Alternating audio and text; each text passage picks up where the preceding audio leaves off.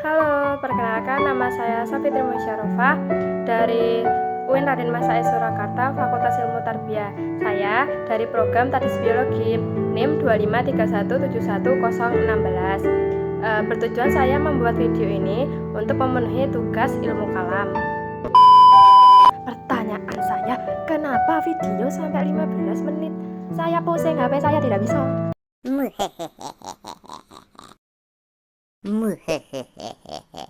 Lanjut kepada soalnya, yaitu soal pertama. Saya akan menjelaskan perbedaan pandangan aliran Qadariyah dan Jabariyah mengenai kehendak kebebasan manusia. Perdebatan mengenai takdir dan kebebasan manusia merupakan salah satu perdebatan paling awal dan sejarah teologi Islam. Dari perdebatan tersebut terlahirlah dua aliran memiliki pandangan yang sangat beda, yaitu Qadariyah dan Jabariyah. Ntar saya jelaskan bagaimana itu sangat berbeda.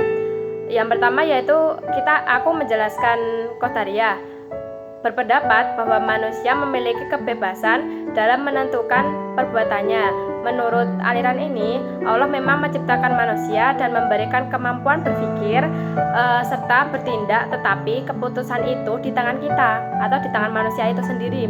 Oleh karena itu, manusia bertanggung jawab atas segala perbuatannya.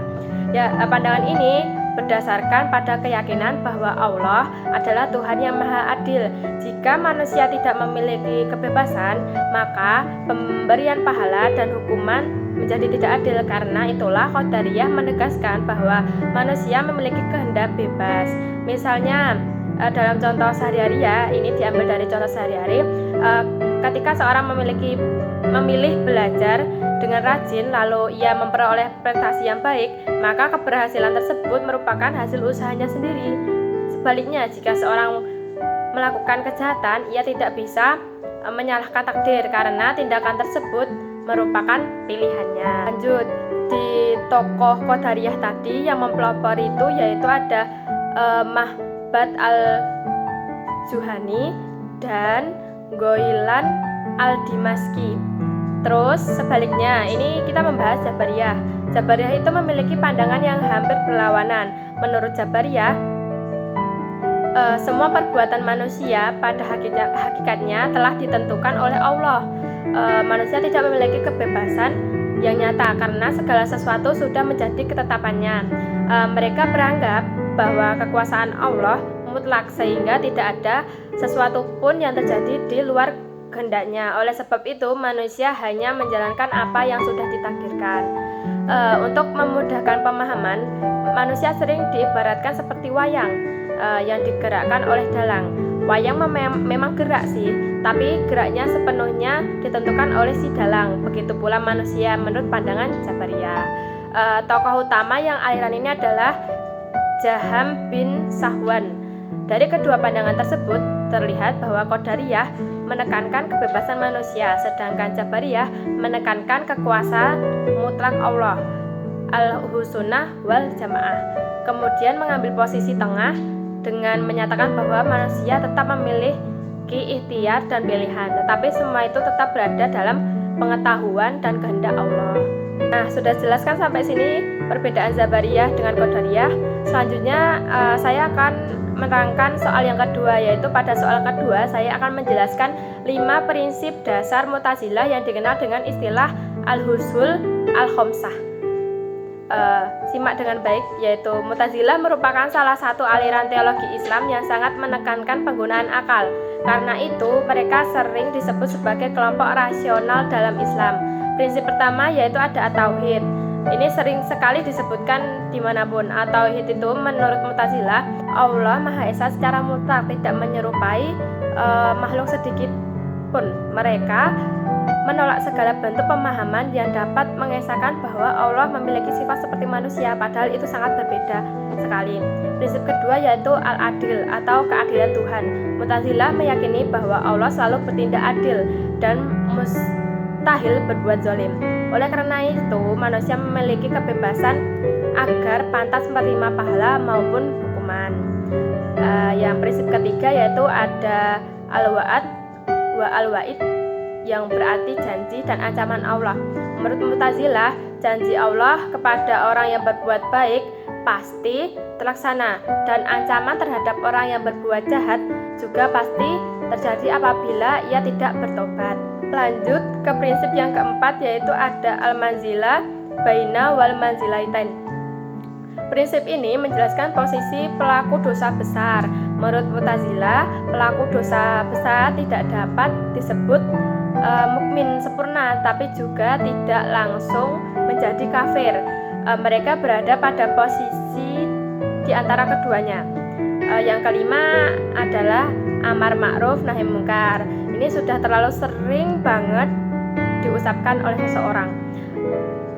Menurut Mu'tazilah menganggap bahwa setiap muslim mempunyai kewajiban untuk mengajak kepada kebaikan dan mencegah keburukan demi terciptanya kehidupan masyarakat yang lebih baik.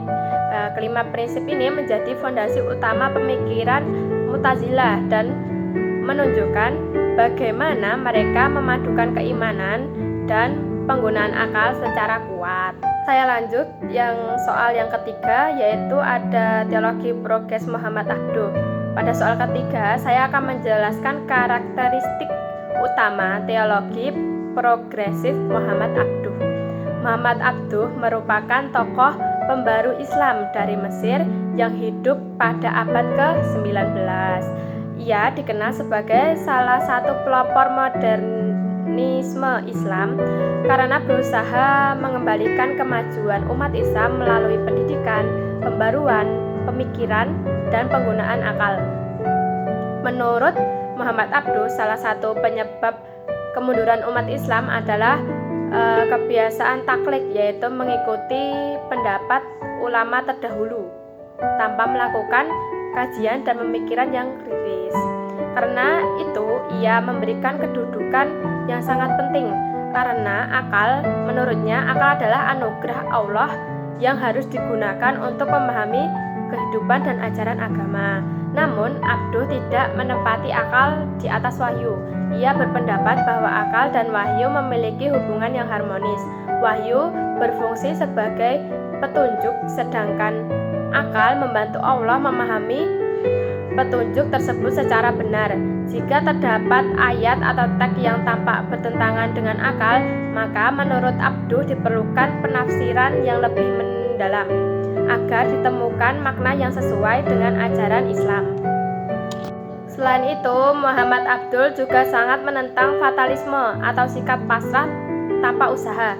Ia menilai bahwa sikap tersebut membuat umat Islam kehilangan semangat untuk berkembang.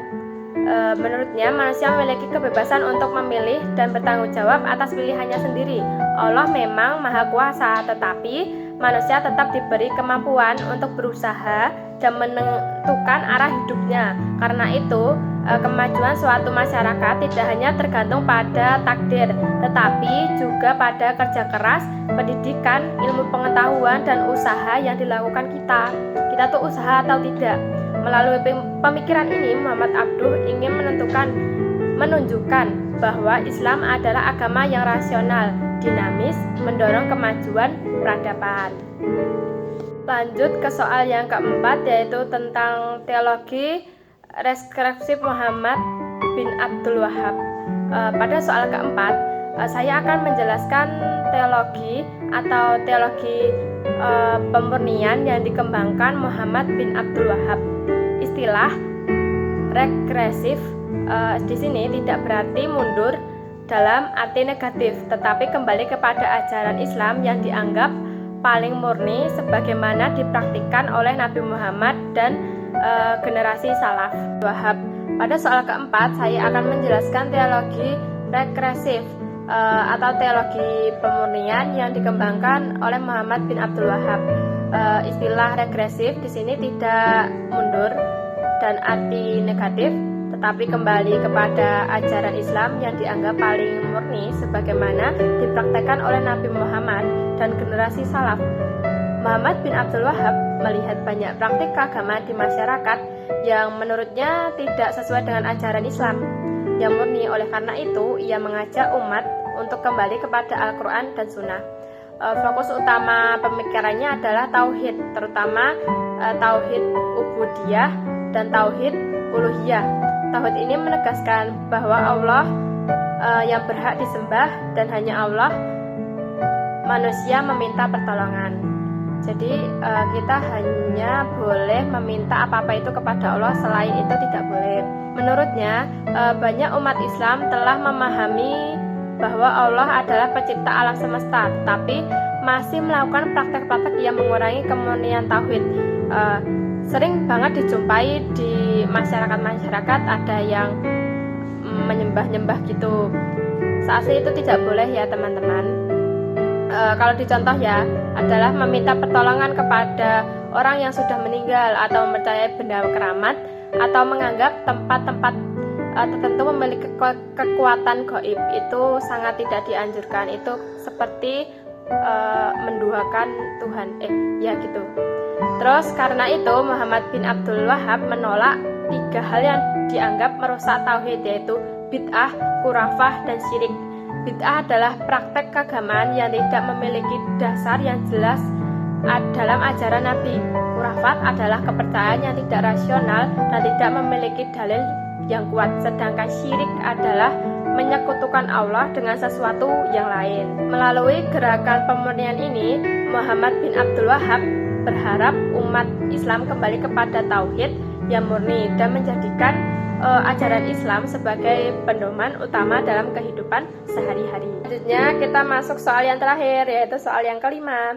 Soal kelima, kita membahas teologi pembahasan Hasan Hanafi. Pada soal kelima, saya akan menjelaskan gagasan teologi pembebasan yang dikembangkan oleh Hasan Hanafi. Hasan Hanafi adalah seorang pemikiran muslim kontemporer dari Mesir yang berusaha menjawab tantangan kehidupan modern. Ia melihat bahwa banyak kajian teologi Islam terlalu fokus pada perdebatan teoritis dan kurang memberikan solusi terhadap masyarakat nyata, masyarakat sekitar.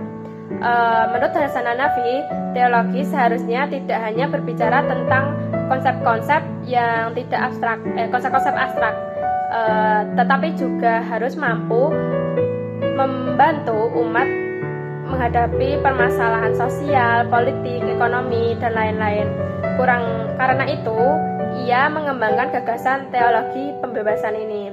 Salah satu ide pentingnya adalah menjembatani antara turas atau warisan intelektual Islam klasik dengan relatif kehidupan modern. Menurutnya, warisan pemikiran Islam sangat berharga, tetapi tidak boleh dipahami secara kaku.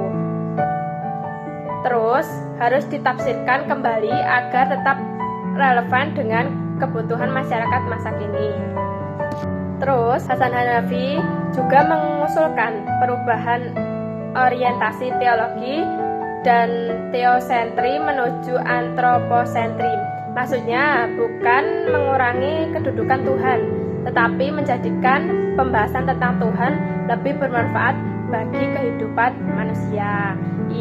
Lalu kemudian mengembangkan konsep hermeneutika pembebasan, yaitu metode pemahaman teks agama dengan tujuan menciptakan perubahan sosial yang lebih adil.